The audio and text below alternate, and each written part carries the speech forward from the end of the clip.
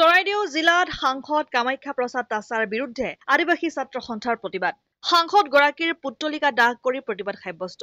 কাজিৰঙা লোকসভা সমষ্টিৰ সাংসদ কামাখ্যা প্ৰসাদ তাছাৰ বিৰুদ্ধে প্ৰতিবাদ সদৌ অসম আদিবাসী ছাত্ৰ সন্থাৰ। ২৪ জুলাই তাৰিখে সাংসদগৰাকীয়ে এটা টিভি চেনেলৰ সাক্ষাৎকাৰত আদিবাসী জনগোষ্ঠীক জনজাতিকৰণ সন্দৰ্ভত জনগোষ্ঠীৰ ধৰ্ম বিভাজন কৰি বিতৰ্কিত মন্তব্য প্ৰকাশ কৰাত জাঙুৰ খাই উঠিছে চাহ জনগোষ্ঠীয় লোকসকল। সাপেখাতী চাৰিআলিত সদৌ অসম আদিবাসী ছাত্ৰ সন্থাৰ চৰাইদেউ জিলা সমিতিৰ আহ্বান মৰ্মে সাংসদগৰাকীৰ বিৰুদ্ধে প্ৰতিবাদী কাৰ্যসূচী ৰূপায়ণ কৰি সাংসদগৰাকীৰ পুত্তলিকা দাহ কৰি সাংসদগৰাকীক সকীয়াই দিয়ে। সাধাৰণ শ্ৰমজীৱী চাহ শ্ৰমিকসকললৈ ধৰ্মীয় ৰাজনীতিকৰণ নকৰিবলৈ সাংসদগৰাকীক সকীয়াই দিয়ে। অন্যথা সাংসদগৰাকীৰ লগতে দলটোকো বাগিচা অঞ্চলত প্ৰৱেশ কৰাত বাধা প্ৰদান কৰিব বুলি হুংকাৰ দিছে।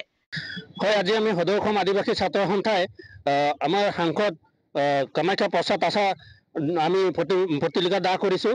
আৰু পুত্তলিকা দাহ কৰাৰ এটাই কাৰণ, যিহেতু যোৱা কেইদিনমান আগত NB নিউজৰ সাক্ষাৎকাৰ দিব যাওঁতে আমাৰ আদিবাসী জনগোষ্ঠীটোক হিন্দু আৰু খ্ৰীষ্টানৰ ধৰ্মীয় নামত যিটো ভাগ কৰিবলৈ চেষ্টা কৰিছে, সেইজন কামাখ্যা প্ৰসাদ তাছাৰ ডাঙৰীয়াক আমি আজি সকীয়াই দিব বিচাৰিছোঁ।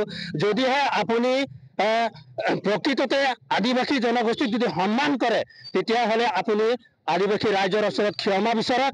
আৰু এইখিনিতে আমি এটা কথা স্পষ্ট কৰি দিব বিচাৰিছোঁ চৰাইদেউ জিলা সমিতিৰ হৈ, যে বিজেপি চৰকাৰক আমি সকীয়াই দিব বিচাৰিছোঁ, এনেধৰণে অজ্ঞানহীন নেতাক যে আপোনালোকে সাংসদক বহাই থৈছে, এইটো কিন্তু অতি লাজ্জনক কথা। আৰু আপোনালোকে তেনেকুৱা এজন সাংসদক আমি আদিবাসী ছাত্ৰ সন্থা চৰাইদেউ জিলা সমিতিয়ে বহিষ্কাৰ কৰিবলৈ অনুৰোধ জনাইছোঁ। অন্যথা আপোনালোকে যদি বহিষ্কাৰ নকৰে, তেতিয়া কিন্তু আগন্তুক ২০২৬ ইলেকশ্যন যিটো আছে, এই ২৬ ইলেকশ্যনত আমি চৰাইদেউ জিলাৰ কোনো জেগাতে আমি তাক প্ৰৱেশ কৰিব নিদিওঁ, সেই কথা স্পষ্ট। লগতে সমগ্ৰ অসমৰ আদিবাসী এলেকাই কোনো জেগাতে সোমাব নোৱাৰিব, আৰু আদিবাসীৰ এটা ভোট যে নাপাব, এই সংবাদ মাধ্যমৰ যোগেদি আমি আজি স্পষ্ট কৰি দিছোঁ। মথুৰাপুৰৰ পৰা ইছলাম আহমেদৰ ৰিপৰ্ট, অসম আদিত্য।